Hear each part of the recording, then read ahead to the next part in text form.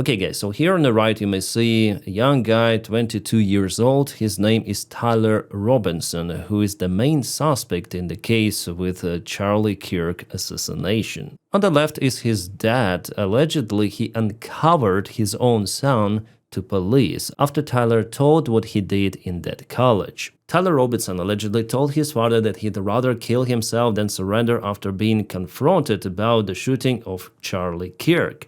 The father recognized him from police photos, confronted him, and got him to speak with a young minister connected to United States Marshals. The minister alerted authorities, leading to Robinson's arrest, aggravated murder charges. This guy, I don't know why this image is enhanced here by AI. Yeah, this is the image itself, like the original version. So basically, father gave to authorities his own son. Alright, you may judge it from multiple of the perspectives, but personally I would never do it to my own child. Despite what my child could do, I would never do it. That is how I think. It could be wrong, it could be right, I don't freaking care. My child is my child, and I value the life of my child more than anything in the world. And yes, I'm also a parent, I'm a father, I know what I'm speaking about. But this guy decided to uncover his own son. Who am I to judge his decision? It's his decision after all, it's their family relations. But at the same time, I want to say that it's good that this guy was found by police or whatever,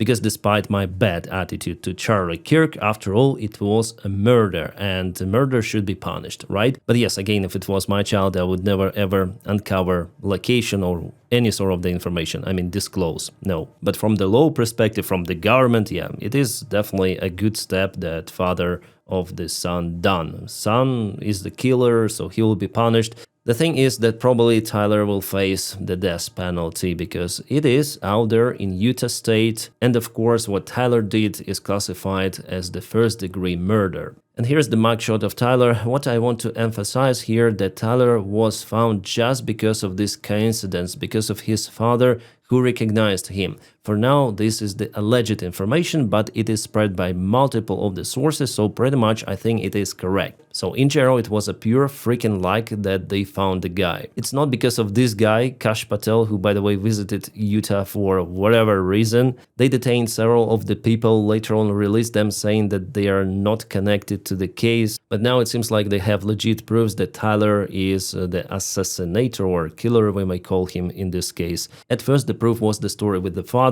Later on, Tyler allegedly, again, according to the information in the press, legacy media, he admitted that he did it, and also FBI collected some of the DNA samples. They will compare it, and it will show that Tyler probably is the killer. I think it's almost 100% that he is the killer. But again, it was not this guy who did the job. Absolutely not. This is the face of incompetence of the United States FBI agency. Again, pure luck that the guy was found, because he was not the professional assassin or something.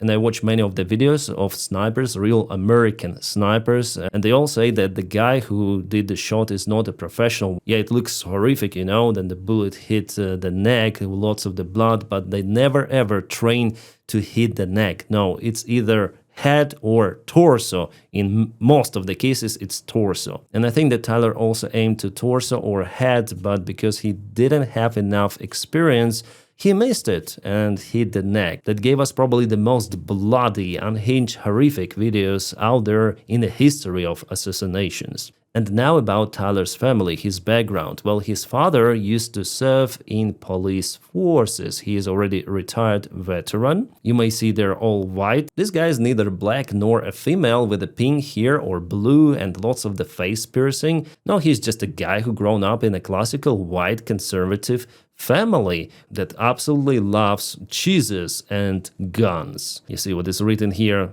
Nice t-shirts, they have jolliest bunch of assholes.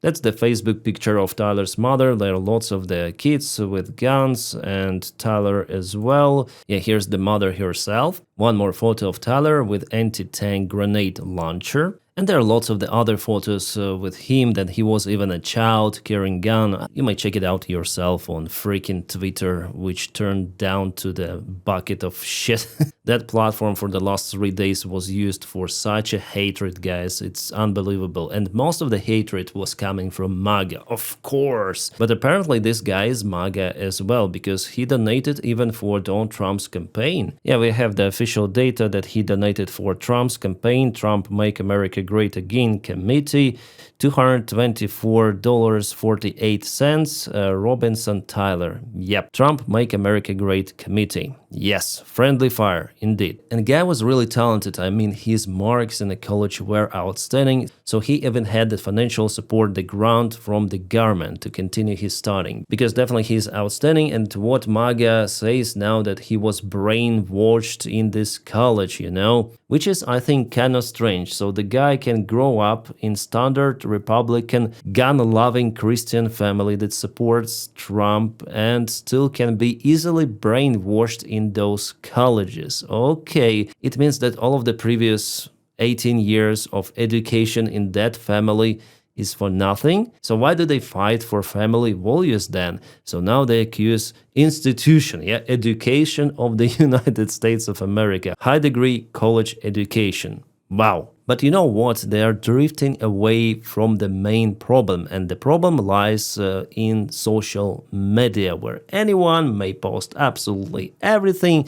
Hate, bullying, that's what MAGA is famous about, and that creates more hatred. And now if you visit Twitter, it's the dumb shit out of the dumb shits out there in the internet. And sadly, young guys as Taylor, they could be brainwashed, definitely, but not by their institutions, colleges, but by what is happening out there in the internet. That's the main issue, not the college. But maybe for MAGA it's kind of profitable. They were waiting for the guy to be black or maybe transgender or someone else, not the straight white guy who grown up in a Republican family with the guns around. No. So for them the only way to get out with something from this bubble which defined their existence is to accuse someone. In this case, yeah, college. Not particular one, no. All of the colleges. And yeah, for MAGA it's absolutely profitable because the dumber people are, the better it is to control them, the easier, let's say. And you know, I filmed a video yesterday, then, for example, Elon Musk started the war against liberals and lefties, the same for Donald Trump and other MAGA. And I mentioned we don't know who is the shooter. Maybe the guy could be even a Trump supporter and not even a lefty. Well, it appears the chance for it is quite high, yeah? And yeah, United States is in a deep shit. There is the huge national division, pure hatred. And there are even guys like Taylor and not only who are willing even to take guns to prove something, you know. It's very dangerous for society, and I think United States already passed this Rubicon, unfortunately. There is no return. At least without some huge government reforms and consolidation of society around something, you know? And the current situation in society is very profitable for foreign adversaries, like, for example, China or Russia.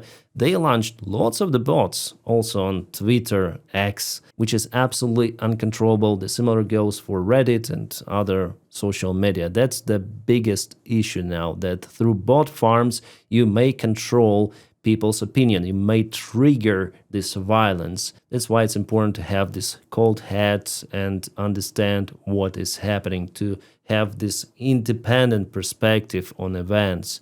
More or less independent, right? Because even in my videos, I accuse MAGA because I see how they spread hatred. Before them, it was not such a huge division of the United States society. I think the problem goes for them. And cheerful reaction, celebration of Charlie Kirk's death, it was caused by pure hatred to personality, to Kirk himself, because he cancelled all of the diversity of people in the United States. If you're not straight male, you could be offended easily by what Kirk was saying. Even though I personally myself didn't celebrate it, because I cannot be personally offended by Kirk because I'm straight male after all, but I understand the people in the group who are offended really hard. So they hated the guy and they celebrated his death. It's like logical. I wonder why MAGA and Osman Gold, they start to expose those people around for celebration. It's useless because there are thousands and thousands of people who celebrate it. Maybe even equals the number of those who condemn Charlie's death. So I think it's kind of useless to